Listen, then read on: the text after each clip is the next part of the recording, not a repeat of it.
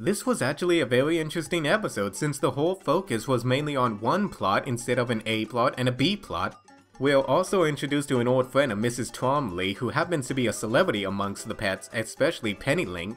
When it's revealed that Tess has a fear of pandas and gorillas, we're interested to find out why and come across an article that reveals a mishap that occurred between Tess and a gorilla. Since the fear of animals is one of the most common phobias, I was pretty interested in seeing how the show would tackle this. And the way they handled this episode was pretty interesting. When Tess McSavage freaked out, she went into this fear-induced panic that she's completely unconscious to. When she woke up, she had no idea what happened, which is a pretty realistic portrayal of deep-rooted phobias. As the episode continues, we are given some insight as to why Tess is afraid of gorillas and pandas, which leads us to a zoo where Blythe talks to a gorilla named Sunshine. Just go with it. So everything is revealed, and now the goal is to get Tess to conquer her fear, and with the help of Pennyling, we got a happy ending after all. This was also a great chance to show off what makes Pennyling shine as a character. While she can be a little arrogant when it comes to her own cuteness, she does understand that such a gift has a profound effect on others. So when Tess freaked out, Pennyling began to doubt herself, and it was almost heartbreaking to watch. One of the reasons that Pennyling lives for has been called into question, and she has no idea how this happened. It's actually pretty deep when you think about it. Anyway, what's your take on the episode? The episode had a simple plot and didn't feel confusing at all, but the same thing could have been done without the other pets involved. The episode also had some great comedy bits here and there. Same here.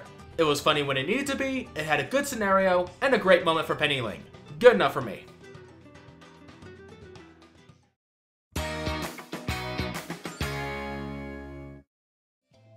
This was one episode I couldn't get behind throughout most of it. Both the A plot and B plot were pointless, and the biscuits were just annoying as ever.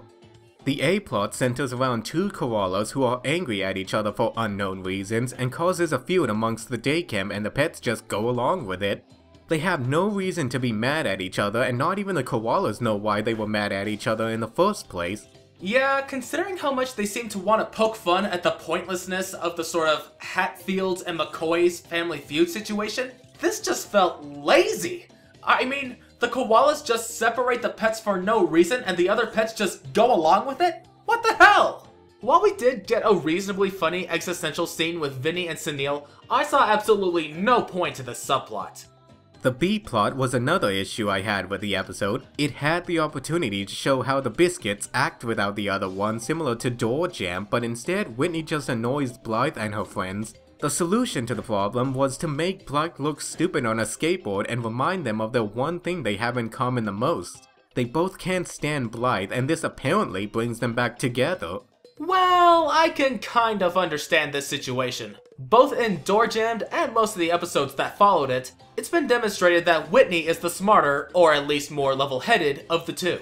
She's the one who consistently keeps Brittany and herself on track, and she tends to come up with the schemes that work the best. So when Brittany, the dumber of the two, outscored her, it would be reasonable that Whitney would overreact like this because it completely messes with the twin dynamic that they seem to have set up with themselves. Overall, both plots had nothing going for them until the final act of the episode, and the solution to the B plot was thrown out the door at the end. It just felt like a pointless plot to begin with. Oh, but one thing that should never happen again is letting Whitney nail chemicals. Seriously, what the hell was that?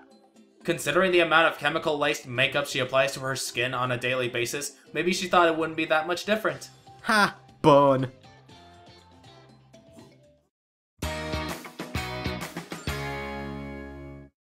This was another okay episode and did have some funny moments at times, especially when it did a callback to what's in the battle. So far this season hasn't done anything spectacular to make it better than the last season. I mean, other than a few challenges for Blythe and some progress for the Littlest Pet Shop, the characters haven't really done anything new outside of the secret recipe.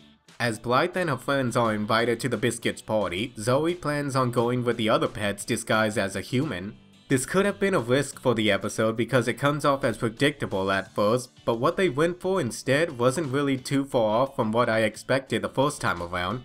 When it comes to the subplot for this episode, I really wasn't behind Blythe's story arc at all. It was mostly fangirling about a boy band, one guy pretending to be too macho for this sort of thing, and one of them, young me, making her full of herself in front of the band. If I had a nickel for every time I've seen this, I could mass produce season sets of Littlest Pet Shop on Blu-ray. It's that common. The pets, on the other hand, had a pretty funny one, sneaking into the Biscuit Twins' party by ripping off the Muppet Man routine. This leads to a fun little scenario with Fisher Biscuit about wanting to make the pet human gag one of his vice presidents. So it's safe to say that he and Montgomery Burns have similar recruiting tactics. The episode did have some pretty good moments with the pets and those shenanigans, and in the end, Blythe and her friends had fun. Overall, this was a passable episode. It was funny at times, but it did have a story that has been done to death. This leads to a pretty forgettable episode. Then again, the previous seasons have also saved their best for the second half of the season, so I'm gonna keep my hopes up.